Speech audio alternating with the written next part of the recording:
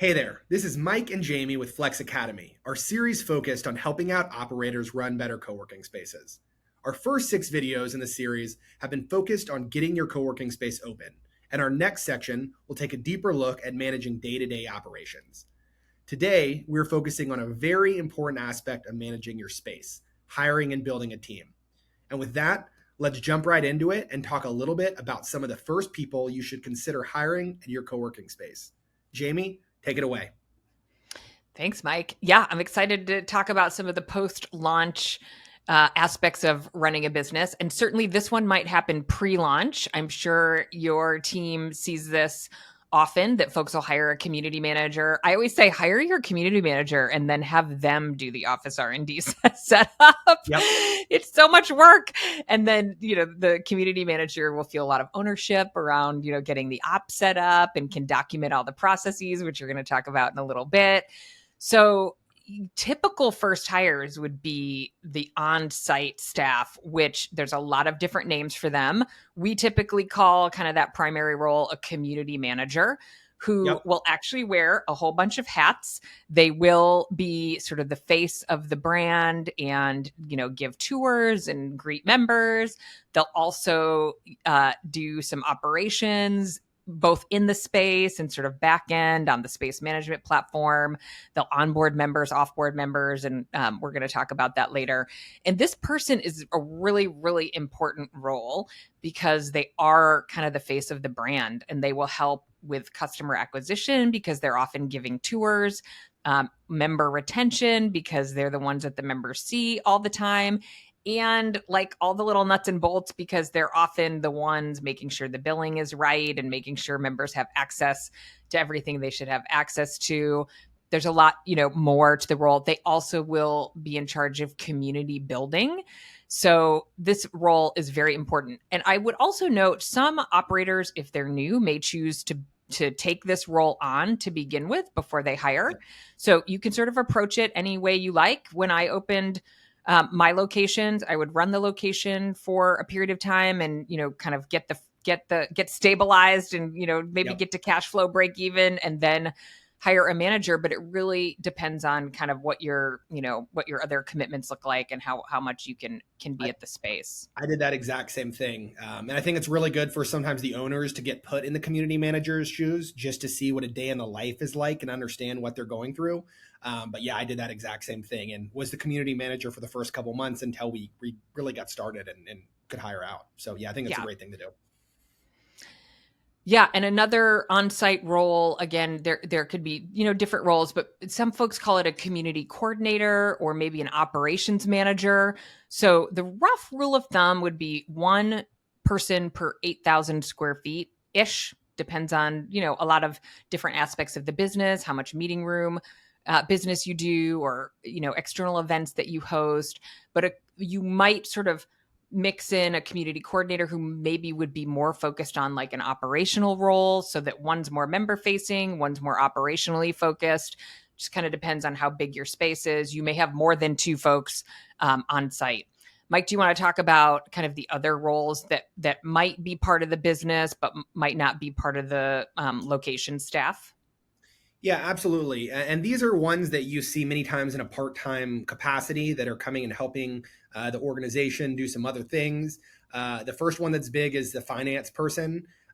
This is someone that's going to help with payroll, make sure that your accounting is in check every single month.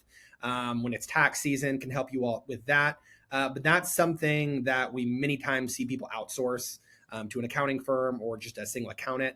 And that finance person is very important when you're getting started, just to take some of the mental load off you so you can really focus on operating and then work with them when it comes to that accounting and finance related stuff. Continuing on in that vein, sometimes you see places work with like an HR person or an HR staff. Again, very similar to the finance person, but they can help you in many regards, getting those first hires from a legal perspective, making sure the contract and everything is set up well, and that you're okay as you hire people. And then another person that you might want to think about, or team, they might not necessarily be part of your core staff, and they might be off-site, but this is a janitorial staff. Many landlords or building owners already have these sorts of teams that they're working with, but having someone come and clean your space after hours is really important, is going to make sure that it looks great the next morning when you're going on tours, and is another aspect of offsite support that we normally see operators hire early on. Anything else you want to add there, Jamie, or does that cover most of the first hires? No, I think those are great points. And I would echo, I don't recommend DIYing your finances unless you are like a QuickBooks expert, because Yes. you can get into trouble sort of doing your own payroll and your own HR. You need, employee contracts. You need to make sure you're filing paperwork. I definitely made the mistake of thinking I was going to run my QuickBooks myself and getting very far behind on that, and finally getting organized and thinking I was going to manage my own payroll and missing some forms that needed to be filed, and then, having to kind of fix that after the fact. So Yep. don't get stuck DIYing things that you shouldn't get stuck. Just bring in It some can, yeah, it can be a professionals. lot if Even you're not familiar with that kind of stuff. No, I was lucky. Yeah. My partner was very smart in this, and he knew that we had to have those people early on, so I didn't have to worry about that too much. Yes. But I love okay, that. great. So yeah, moving on to the next section, we're going to talk a little bit about prioritizing your roles and how that will work within your space. Yeah, I think the challenge with making your first hires is you need a lot of support when you're first opening your business, and you may not sort of know like where to put the focus and who are you going to hire full time versus, as you mentioned, sort of the fractional support.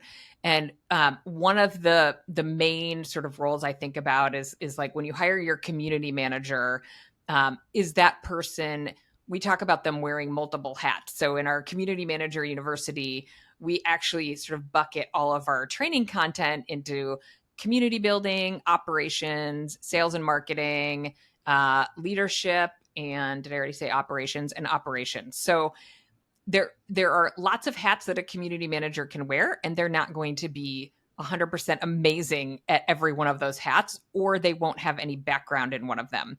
So you might be really anxious when you open your space to like start killing it on social media and have a great newsletter and, really work on customer acquisition because you want to fill the space. But you might, have community manager candidates that are really more operational focused, or, better at nurturing the community and, create building those relationships. So you have to sort of decide who's going to be on site and what are the priorities for that role, and then what you'll fill in sort of in fractional roles where you need it. So like the sales and marketing hat is one that feels very important, and people want to kind of make sure that's in the full-time role, but that just may not be the case, especially with sales. I just want to make this point. People get very anxious about wanting someone who like has some sales skills. Well, people with sales skills aren't always like the nurturing type. So you may be making a trade-off there if you're looking for somebody to Yeah. really, build rapport among members and be the person who says hello and, has like a couple of leisurely conversations with the members to make them feel welcome. A true salesperson is really like a hunter, and they want to be like out getting leads. They don't want to be doing paperwork and talking to members. So that it can be kind of conflicting. So you want to think about like what's really important to have on site and what can I outsource and have other people do. Michael, Yeah. would you add anything to that? And then, kind of dive into, once you have those roles on staff, what does it look like to train and support those folks? Yeah, no, I mean you're so right as you were talking about kind of like the hunter with the salesperson. Yeah, co-working sales are a little bit different than maybe like a traditional sales role where a big part of it is selling the community. And if you have someone that's super aggressive on making the sale, they're probably not going to focus on the community as much. So yeah, there's different type of people that you should prioritize, and I think there's definitely room for that salesperson down the line. I know a lot of organizations that are trying to sell just offices, and having a salesperson that's really good about following up and being direct and selling larger offices, And that can running work. that But process and yeah, managing the as an early leads. hire, Totally. you want someone that is going to be more friendly and really. That's not to say all salespeople aren't friendly, but I think you know what I mean here. So yeah, I mean, yeah, Jamie. Before I get into kind of documenting your processes, do you want to talk a little bit about Community Manager University and how you help train some of these people through your program? Yeah, I mean, I would say once you launch, we spend a lot of time helping folks get the process right around launching, and um, you know, Michael, in terms of space management platform, like getting everything set up so that you can help make sure your members get billed and they can reserve meeting rooms, and you've got your inventory online and they can, get access to all the things they need access to. And then it's like, okay, well, now I have to hire somebody to run this thing, and now what do we do?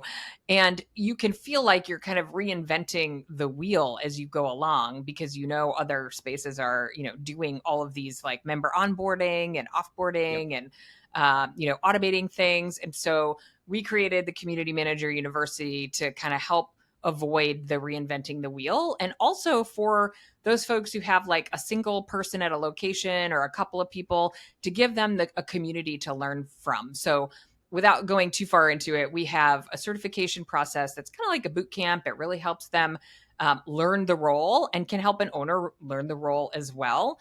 What are the things that get done in a co-working space? And also we provide a lot of resources and templates that they can use to sort of start documenting how they want to get things done while incorporating their own secret sauce. And they gives them a community of folks who have experience to say, hey, what Yep. do you do when this comes up? Because there's always like the thing that comes up that you haven't encountered yet, when you first open. No, yeah, that's I didn't do the Community Manager University, but years back I did your like getting started new operator university, and that was my favorite part about it, was having that community to reach out to on Slack or whatnot, because weird situations come up and you can type it in Slack and someone's probably seen it before and has an answer. So I learned Yeah. a huge amount through that. So yeah, that is a great option for training. Um, and very important, after you get your community manager trained, that first one trained, it's really important that you document your standard operating procedures. That's going to make that second and third hire that much easier, because you don't have to reinvent the wheel. You have standard procedures of how to greet a guest, how to clean the kitchen, how to onboard someone into an office. You have it written out, and have it there. And you can also set expectations correctly from the beginning. So every single time that happens, it's standardized for all of your guests. And yeah, it's important that everybody on your team has consistency in that. You don't want one person to do some operation differently than your second or third hire. And so it's really important that they all are following the same rule book. And there's a lot of different ways that you can do that. Whenever I was an operator, I used a program called Notion, and stored all my information and operating procedures in Notion. You could use a Google document, you could use a Word document. It doesn't really matter where you store it in. You just need to have that operations Bible, as we'll call it, that has all of the most important procedures documented out.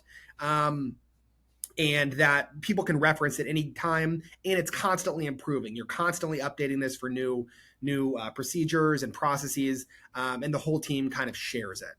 And another way that you could support these people and new hires is with some sort of task management software to make that process a little bit easier. Whether you're using Trello or whatever Asana, these task management processes and softwares can help your team be more consistent, follow some of these rules more easier, and really just make it easier for the team. Paired with, we did weekly meetings, so every single week I'd get all my community managers together, and we would just go over all the issues, all the problems, and discuss new projects. So having repeatable areas where they can learn and you can support them is going to be really valuable as you grow your space, your hires, and your brand.